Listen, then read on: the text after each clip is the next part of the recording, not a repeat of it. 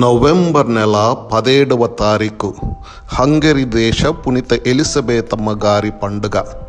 హంగరీలోని పాస్సోనీ నందు క్రీస్తు శకం 1207లో తండ్రి 2వ ఆండ్రియా రాజు, తల్లి జెత్రుతా రాణికి ఎలిజబెతమ్మ గారు జన్మించారు. జర్మనీలోని తురింజియా 2వ రాకుమారుడైన లూయిస్తో ఎలిజబెతమ్మ గారికి వివాహం జరిగింది. దంపతులు ఇరువురు ఆదర్శవంతంగా దైవ కృపలో జీవించారు. ఆమె చిన్ననాటి నుండి దైవ భక్తిలోను, పుణ్యకార్యాలు చేయటంలోనూ శ్రద్ధ, ఆసక్తి చూపేవారు. ఎలిజబెత్ గారు ఫ్రాన్సిస్ వారి లౌకిక సభ అయిన 3వ సభలో చేరారు. ఆమె నిర్ణయాన్ని పునీత ఫ్రాన్సిస్ గారు ఎంతగానో అభినందించారు. క్రీస్తు శకం 1225లో లూయిస్ రాజు ఇటలీ వెళ్ళగా జర్మనీ నందు ప్లేగు వ్యాధి వ్యాపించింది. రాజు లేకున్నను ఎలిజబెత్ గారు తానే స్వయంగా ప్రజలకు వైద్య సేవలు, ఆహార సదుపాయాలు కల్పించింది.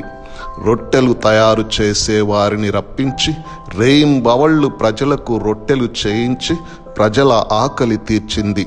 లూయిస్ మరణానంతరం అతని తమ్ముడు హెన్రీ తనను తాను రాజుగా ప్రకటించుకొని ఎలిజబెత్ గారిని, ఆమె బిడ్డలను గెంటివేశాడు. ఆమె ఫ్రాన్సిస్ వారి మఠంలో ప్రవేశించి మాట పట్టు స్వీకరించినది. ఈమెకు యేసు ప్రభువు మరియు మరియ తల్లి పలుమార్లు దర్శనమిచ్చారు. ఆమె బిడ్డలకు తిరిగి రాజ్యం సంక్రమించినను తను మాత్రము సభలోనే ఉండి 1231 నవంబర్ 17న స్వర్గస్థురాలైనారు.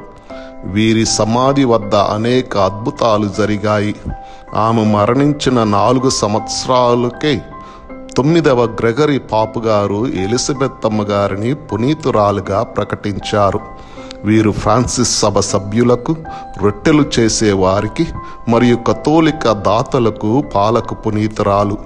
ఎలిజబెత్ అనగా దేవుడు చేసిన ప్రమాణం, దైవారాధకురాలు అని అర్థము.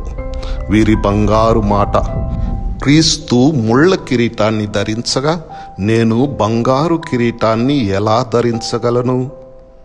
పునీత ఎలిజబెతమ్మ గారా, మా కొరకు ప్రార్థించండి.